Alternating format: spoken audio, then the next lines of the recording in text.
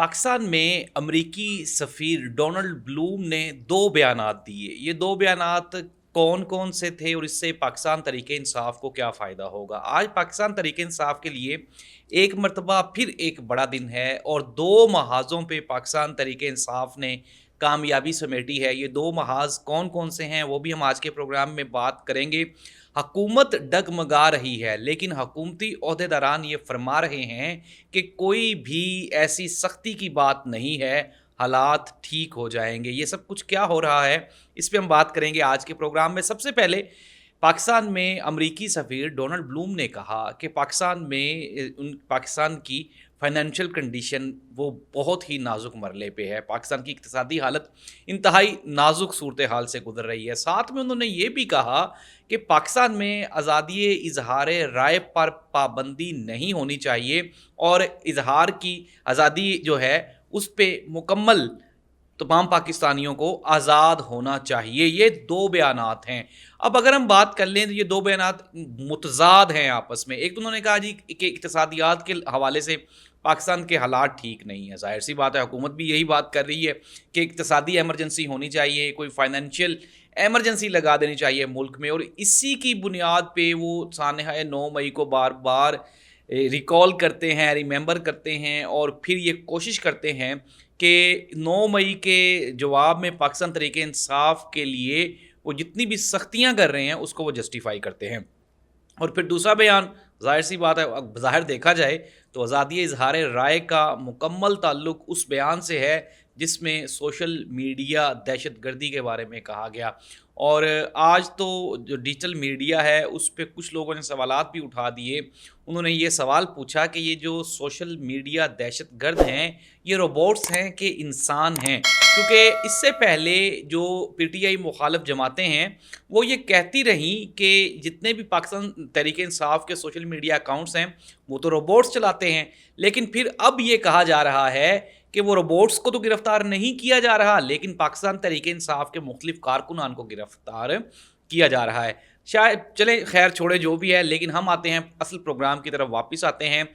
तो कल बरतानिया की जो पार्लियामेंट है, उसके सामने जुल्फ़ी बुखारी ने पाकिस्तान तहरीक-ए-इंसाफ और इमरान खान के केस को बहुत ही खूबसूरती के साथ उन्होंने डिफ़ाइन किया और वो कन्विंस करने पे में कामयाब हो गए बरतानवी पार्लियामेंट को कि इमरान खान को नाजायज़ गिरफ़्तार किया गया है और पाकिस्तान तहरीक-ए-इंसाफ पे पाबंदियाँ वो इंतहाई सख्त हैं।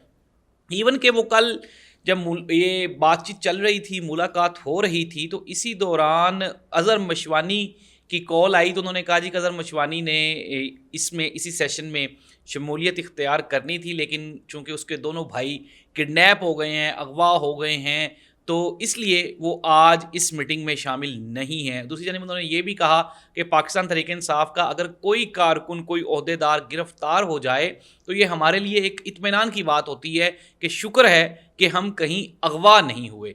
तो इसके जवाब में बरतानवी पार्लियामेंट ने शदीद कंसर्न का इज़हार करते हुए इमरान खान की रिहाई और इलेक्शन में होने वाली धांधली पे सवालात उठा दिए हैं। ये तीसरा मौका है जब पाकिस्तान तहरीक-ए-इंसाफ को इंटरनेशनल बरादरी में, इंटरनेशनल मुकाम पर बड़ी-बड़ी उनको फतूहात हासिल हो रही हैं। अगर हम बात कर लें, सबसे पहले अमेरिकन कांग्रेस में एक करारदाद पेश हुई, फिर उसके बाद यूएनओ में और अब ये बरतानवी पार्लियामेंट में। ज़ाहिर-सी बात है, मैं पहले भी बता चुका हूँ कि बज़ाहिर हुकूमत तो इस बात को मानने को तैयार नहीं है। वो कहते हैं जी ये हमारा अंदरूनी मामला है, लेकिन ये अंदरूनी नहीं, ये एक बैरूनी मामला है। आज हुकूमत ने पाकिस्तान तहरीक-ए-इंसाफ पर पाबंदी लगाने का जो ऐलान किया था, उससे वो मुकम्मल तौर पे मुकर गए हैं और मौखर कर दिया गया। अब से चंद लम्हात पहले कैबिनेट का मुश्तरका इजलास हुआ, जिसमें ये फैसला किया गया कि पाकिस्तान तहरीक-ए-इंसाफ पर पाबंदी नहीं लगाई जाएगी। इस फैसले को हम लोग मौखर कर देते हैं।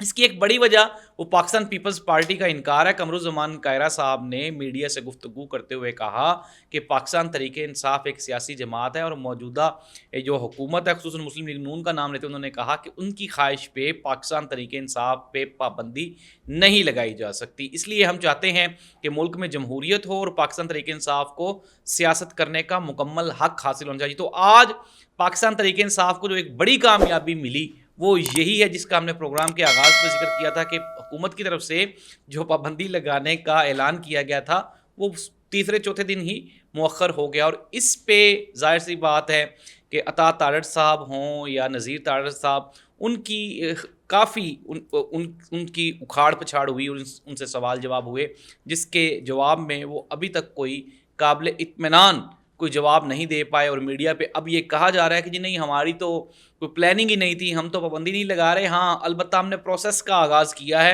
اور with the passage of time پابندی لگ جائے گی۔ تو وہ حکومت جو یہ چاہ رہی تھی کہ 2 دنوں میں پاکستان تحریک انصاف کا پٹا گول ہو جائے، لیکن اب وہ اپنے اس بیان سے مکر گئی۔ پاکستان تحریک انصاف کے مختلف کارکنان نے آج دوسرے روز بھی بھوک ہڑتال کو کنٹینیو رکھا اور بانی چیئرمین پاکستان تحریک انصاف عمران خان کی رہائی کا مطالبہ کیا۔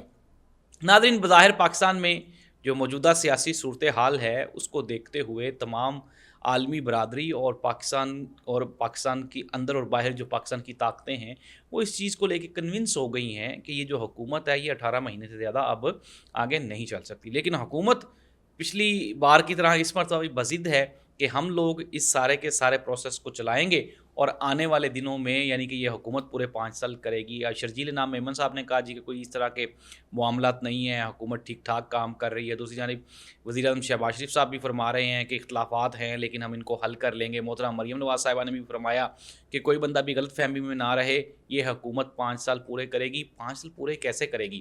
اسلام آباد جو الیکشن ٹریبیونل ہے، انہوں نے جو اسلام آباد کے 3 MNAs تھے، انہوں نے پہلے جو ٹریبیونل کے ججز تھے ان کے اوپر اعتراض لگایا اور انہوں نے کہا کہ جی یہ جو ججز ہیں ان کے اوپر ہمیں اعتراض ہے، لیکن آج انہوں نے اپنے وہ اعتراضات بھی واپس لے لیے۔ دوسری جانب ہم لوگ دیکھ رہے ہیں کہ سپریم کورٹ آف پاکستان میں جو ججز کے معاملات ہیں وہ بھی کنٹرولڈ نہیں ہیں، اور جسٹس اطہر من اللہ صاحب نے آج ایک سیشن سے خطاب کرتے ہوئے کہا کہ ملک میں جمہوریت کا ہونا ناگزیر ہے اور عدالتوں کو تب 24 گھنٹے کھلا رہنا چاہیے جب ملک میں مارشل لا لگنے کا کوئی خطرہ ہو۔ تو اس طرح سے عدالتیں تو اب کنٹرول نہیں ہو رہی۔ آنے والے دنوں میں مخصوص نشستوں کا معاملہ ہے، الیکشن کمیشن آف پاکستان بھی اس چیز کو لے کے بڑا پریشان ہے کہ ان کی خواہش تو نہیں تھی کہ وہ پاکستان تحریک انصاف کو مخصوص نشستیں دیں، لیکن اب تو مجبوراً دینا پڑیں گی کیونکہ اس کے علاوہ اور کوئی دوسری آپشن نہیں ہے۔ تو اس طرح سے ناظرین، وقتی طور پہ ہم نے بھی پورا پروگرام پاکستان تحریک انصاف اور حکومتی مسائل پر کیا، اور حکومت بھی اپنے پورے کا پورا وقت صرف اور صرف عمران خان پہ خرچ کر رہی ہے۔ کوئی بھی بات ہوتی ہے، اگر مہنگائی کا سوال پوچھا جائے تو وہ کہتے ہیں کہ 9 مئی کو بڑا زیادتی ہوئی، بڑا ظلم ہوا، اور 9 مئی والوں کو ہم کیفر کردار تک پہنچا کے چھوڑیں گے۔ اگر ان سے پوچھا جائے جی پیٹرول کی قیمتیں بڑھ رہی ہیں، آپ کچھ کرتے کیوں نہیں ہیں، وہ کہتے ہیں جی 9 مئی والوں نے بڑی زیادتی کی ہے۔